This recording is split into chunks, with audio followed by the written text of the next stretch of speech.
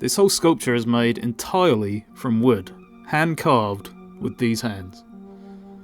Well, not entirely from wood if you count the paint, but if you're doing that, then you obviously don't like me very much. Well, I've got news for you. I don't like you either. I'm kidding. I like anyone who watches this video, even those of you who slander me. The journey to making this sculpture starts with wood.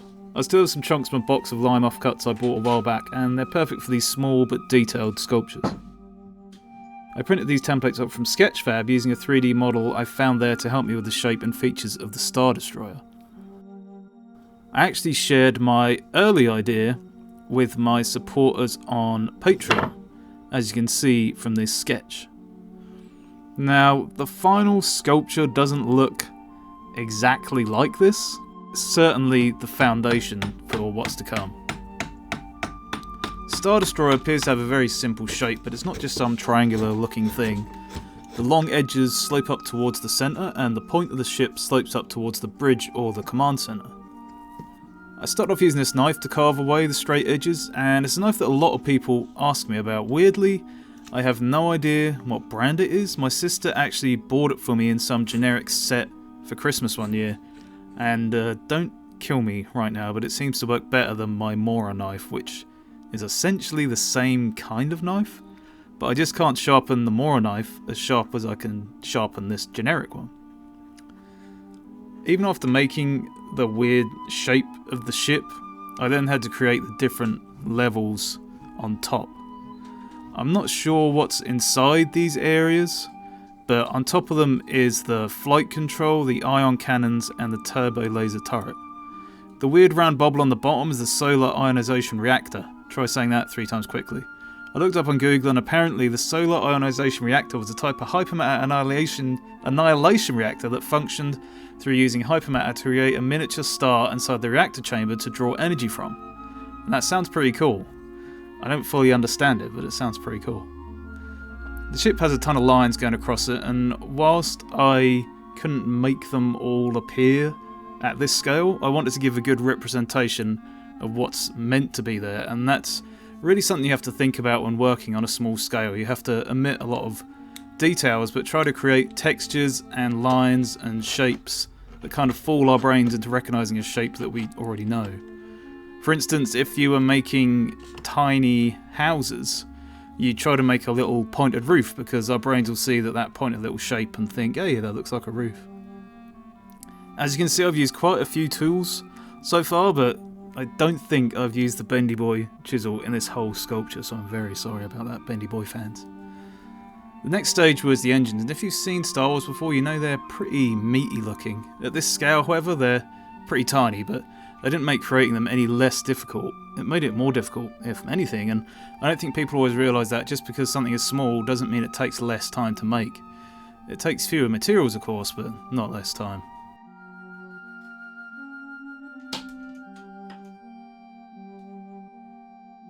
That was just one of 7 engines to be slotted into the back. 4 small ones and 3 big ones. And since the pieces are kinda cylindrical, it meant that I could carve a kind of dowel extension on the bottom to make gluing them in super easy. Probably the harder part here was getting the holes for the dowels in the right place. I really thought I was going to mess it up, but I guess the woodworking gods are on my side this time. Unlike those pesky woodworking gods that made me re-drill the Hell's Moving Castle tongue hole 3 different times. Now it was time to carve and install the iconic bridge or command center at the top of the Star Destroyer. You know, that bit with the 2 balls on top? Those balls are actually called generator domes, and they power the deflector shield. If you're unfamiliar with Star Wars and don't know what a deflector shield is, it's basically an invisible force field that surrounds a ship and stops certain lasers or objects hitting said ship. Now I do like Star Wars, but I wouldn't say I'm a Star Wars nerd, and I have to look up a fair few facts and things for this video, but if you've got this far in the video, maybe you can tell me an interesting fact you know about Star Wars in the comments, whether it be a fact about the story or the movies. Let me know, for I am interested. Carving the balls was a bit fiddly, but much like the engines, I was able to carve the bottom portion as a dowel, which made it way easier to attach them. Then after I cut them off, I just had to drill the holes into the bridge and glue them into place. I struggled to find out what this next part was because I managed to find 3 different answers as to what it's used for. One source says it's the tractor beam, another said it's the radar tracking array, and a third called it the communications tower. If someone can help me with that, I'd be grateful, because not knowing what it is kind of irritating me. Base time. This is where I made my first significant changes to the sketch I showed you earlier. If you remember, it didn't really have any geological features. It was just a flat plain with an explosion. But I wanted this to look like one of those typical Star Wars desert type planets and thought some cliffs might help. So after texturing up the sandy areas, I started to work on the cliffs, which was generally just a bit of vertical texturing with a small gouge, and then a lot more texturing, a lot more horizontal texturing with a V-chisel. This was the second significant change I made to the design, which was to include a city of sorts and trying to give it that Star Warsy look. The problem I had is that the Star Destroyer is meant to be 1.6 kilometers or about a mile long, so in making the city or settlement look small enough was a challenge in itself. My first thought was to make a city wall with big towers emerging from the corners, and the smaller I made the wall, the larger the city would look.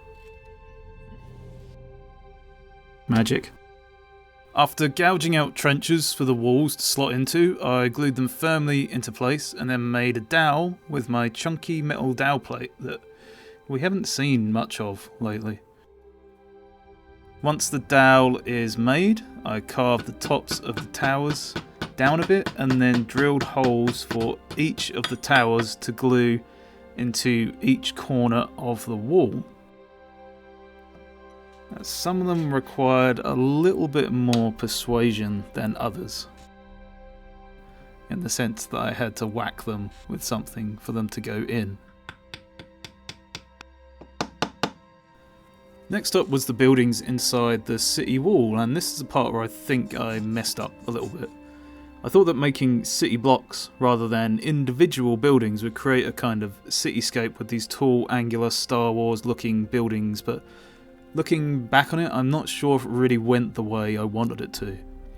In hindsight, I think I should have carved the city straight into the base, doing lots of small lines and cuts to make the buildings far shorter and smaller. This extra building is meant to be a temple or command centre of some sort, and is meant to be around the size of a large stadium. Whether it feels that way or not is down to how you view the sculpture, I suppose. And whilst I feel like these buildings add scale to the Star Destroyer, I don't think they quite give it enough scale. But as I said, it's often a matter of perspective. Different people will see it in different ways.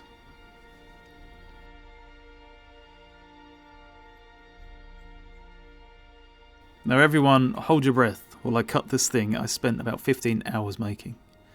Honestly, I've got to the point when doing this kind of thing isn't very scary, because I've pushed so many of my projects to the brink and sometimes beyond my abilities that I'm just so used to it now. I've come to understand with wood projects, and in particular wood carving, that wood doesn't always act the way you want it to. And many times you just have to go with the flow and think on the spot.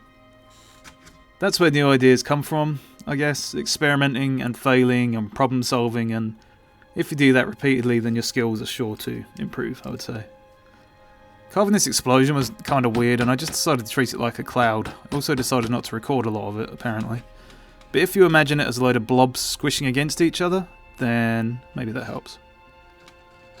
After I cut this flat area for the front of the ship to go into, I realised I wanted some parts of the ship to be debris on the outside of the explosion. So I cut a bit of wood off and I dropped it in my tiny bits tub, which was formerly a plastic tray from some Mr. Kipling's cakes, some angel slices if I remember rightly. And this part is actually quite accurate to the sketch I made earlier. I wanted it to appear as if the Star Destroyer had crashed into the ground at an angle which made the nose break off and separate from the rest of the ship. It took me a while to figure out how to place these dowels in the right place, but I got there in the end. I used a nail to split up the remaining part of the ship, which kinda worked. Then I put little dowels in the pieces of debris, drilled 3 holes in the explosion, and then I glued them carefully into place.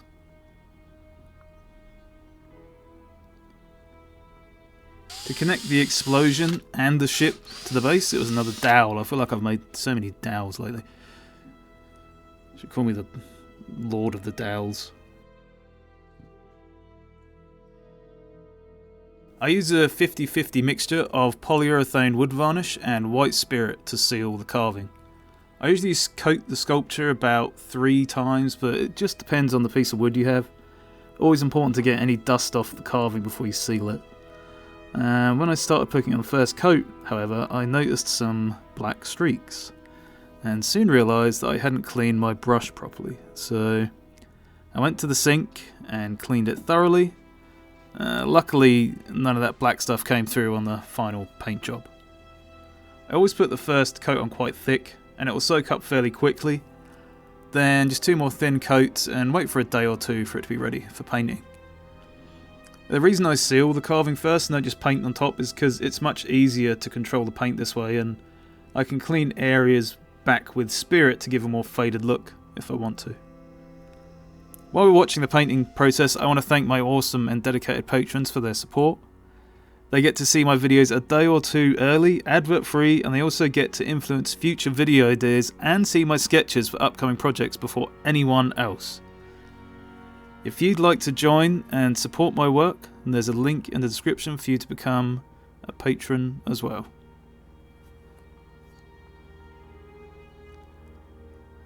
I added a few different layers of colour and made them an orangey brown to keep with the kind of desert look.